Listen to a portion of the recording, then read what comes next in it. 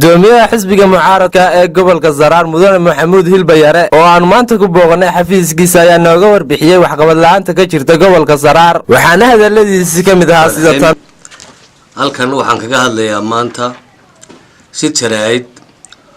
oo ku saabsan baahiyaha aynaba yaala xukuumadda kulmiye isma qabato ka degmada gobolka kuma xidhna gobolkuna wasaaradda kuma xidhna wasaaradda madaxtooyada kuma xidhna tuulo degmooyinka gobolka kuma xidhna cid wada isku xidhan ma jirto xukuumadda kulmiye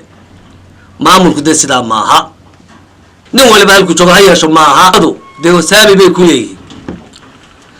berigii dhaweeyey sanadkaa ina dhaafay caynabi miisaanka sanadeedka saamigii ay ku lahayd ma hayso dee tolomba ila kolleba madaxweynuhu inoogu darinba wasiirada gobolkeena adee lunsaday mise madaxweynaha inagala noqday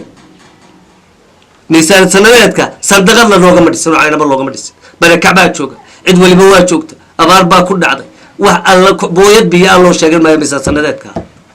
kolle madaxweynuhu nagagama noqone dee reer caynaba wasiiradeena weydiiya gobolka ka tirsan xukuumadda inoogu jira reer caynaba sanadkaa ina dhaafay miisaanadeennii wasiiradeena weydiiya xaasha madaxweynuhu nagalama noqon iyaga ayaa maaragtay ku ogmeel waxbaa laydii dhagax dhigay kulmiye inkastoo dhagax dhigu aanu ka soo dhammaan oo qofkii meel mariya kulmiye haba dhagax dhigo meel waxbaa la dhagax dhigay booqashadii maantooda madaxweyne dee hadda in miisaaniyadda sanadka lagu dariyo in kala warmahayno iyadana baynu u dhaga nuglaan doonaa waa eegi doonaa bal in laynoo wixii la dhagax dhiga la sameeyo iyo in kale haddii kale xilliga kaambeyga inaga laynagu sibi maayo ma yeelino waxaan intaa ku daray madaxweynuhu boqoshu uu ku yimi dhulkan gobolada bariga aad buu ugu hagaagsanaa waa lagu soo dhaweeyey caynabuu yimi wuu ka khudbadeeyey barakacyadii uu maalintuu codka doonaya lahaa codkaysiiya maatii dhaweeyada uu caynaba yimi khudbadiisii kuma soo darin xitaa khudbadiisii kuma soo darin barakacyadii uu lahaa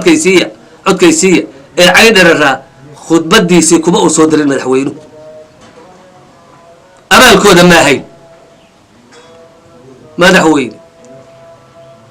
ma ahayn abaalkooda inaad khudbadda kolka kusoo dartaabayd haddaadan halaamad siinayn reer bariga waxaan leeyahay warda madaxdaynu doorana waa reer galbeed madaxweyne iyo madaxweyne ku-xigeen kuba edahoo dhanna galbeed bay u diraan 100% bay u diraan madaxweynuhu intuu bariga marayay mashaariic yar buu dhagax dhigay markii uu burco dhaafay uu mashaariicdii cuslayd dhigay markuu burco dhaafay ee shiikh marayay mashaariicdii cuslayd buu dhigay jaamacaduu dhagax dhigay awalba galbeed baa jaamacadaha loo dooranayay dee bari baa idigoo jaamacada ka dhagax dhigo bari bay ahayd annaga garoomo iyo xafiisya yaryar iyo kuwa shaqada bulshada iyo waxbaa lanoo dhagax dhigay xagga bariga awalba tacliinta galbeed baa loo soo doonay jaamacadu ku badnaaye dee madaxweyne waxay ahayd meesha ay ka naasilan tahay waxbarashadu ka liidato ee bariya inaad dhagax jaamacada ka dhex dhigto dhanka kale gudoomiyaha xisbiga mucaaradka ee wadani ee gobolka Saraar Maxamuud Hilbayare ayaa jawaabada ka bixiyay hadal ka soo yeedhay wasiirka arrimaha gudaha Soomaaliland wasiir kaahin habeen dhaweyd wuxuu yidhi wax mucaarad la yidhaahdo oo waddanka jirtaan ba jirto hadalkaas qaab xisbi kama hadlayn wasiirku wuxuu la hadlayay gudoomiyaasha xisbiyada mucaaradka ayuu qaabkaas u hadlay ula jeeda hadalka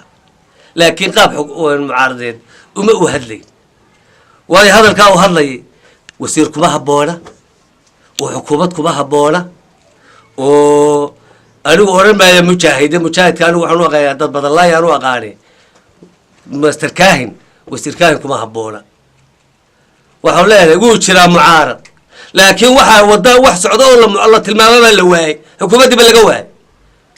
nimankaa labada gudoomiyana si kale aad ula hadashay oo dhan kale aad kala hadashay dhankii mucaaradda iyo asxaabta kale ma aad hadal cabdisamed ismaaciil cabdilaahi cabdisamed farta telefishinka caalamiga horyaal 24 TV magaalada Caynaba.